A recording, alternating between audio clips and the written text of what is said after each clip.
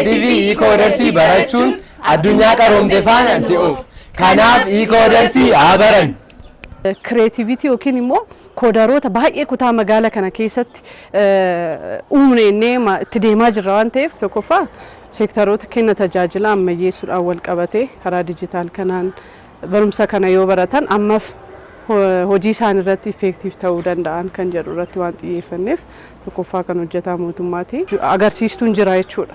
Barumsa barannee isaaniin booddee immoo agarsiistuun akka sooftiweera wayii weebsaayitii diiviloopp gochuun jalqabbiin jiru akka kutaa magaalaa keenyatti gaarii ta'uu isaati. Leenjii marsaa tokkoffaadha yaa'u naannoo namoota 700 kan ta'an kan kenname. Barnoota e-coders Itoophiyaa jedhu leenjii koorsiiwwan 4 fudhannee turre jechuudha.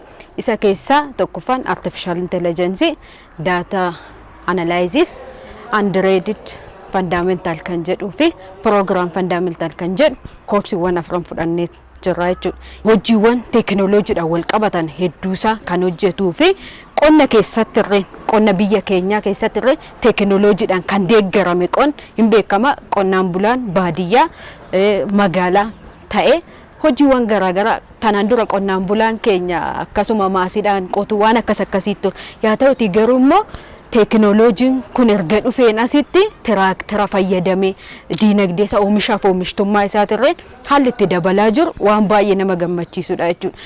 5 million Ethiopian Coder Initiative kana wajjin wal qabatee dargaggootaa fi carraa akkamiidha kan uumamu.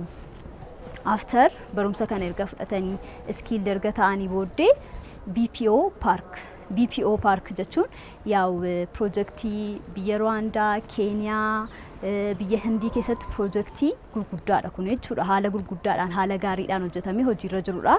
Muuxannoo biyya sanaa fudhachuun biyya shan BPO Parkii kana magaalaa Shaggar keessatti hojjechuuf karoora qabannee daayinaamik tiimii ta'e qabanneedha kan hojiitti gallee jirru.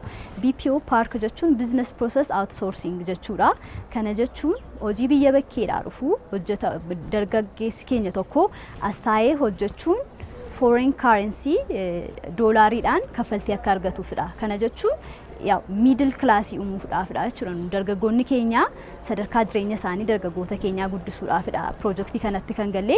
Piroojeektiin kuni paarkiin kuni business process outsourcing BPO paarkiin kuni akka magaalaa Shaggaritti 24 hour paarkii hojjetu. 24 hour shiftii sadiidhaanii dargaggoota 10,000f gara jalqabaa irratti carraa hojii uumuudhaafidha kan hojii keessa gallee jirru jechuudha. Kana dargaggoonni keenya initiative kana haala gaariidhaan fudhatanii carraa dhufeef kana irratti fayyadamanii BPO Parkii keessatti akka hojii argamataniif dorgomaa akka ta'aniif kanumaan itti yaadanii akka sirriitti karooratti baafatanii hojjetanidha jechuudha. Akka magaala kanaatitti fakkeenya namoonni nadaajifaa waraabbatan bittaaf gurgurtaa transferii warreen fayyadaman jiru jechuudha.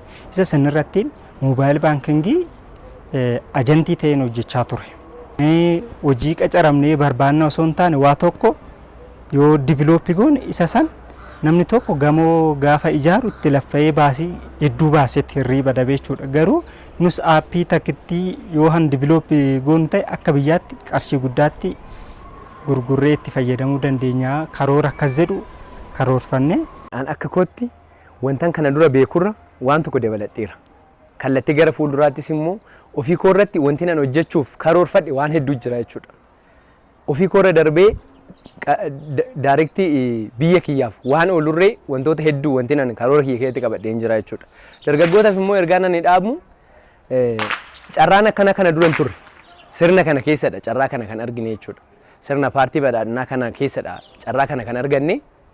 Kana booda guyyaa guyyaatti addunyaan waan haaraa waan garagaraa kalaqaa oolti jechuudha. Dargaggoonni immoo as keessatti gahee guddaa waan taphataniif dargaggoonni hedduun isaanii baratanii kan lafa ta'anidha kan jiranii. Isaan kunniin carraa kanaan initiative e-codersii kana akka isaan baratanidha. Initiative e-codersii barachuun addunyaa qaroomte faana si'uuf. Kanaaf e-codersii haa baran.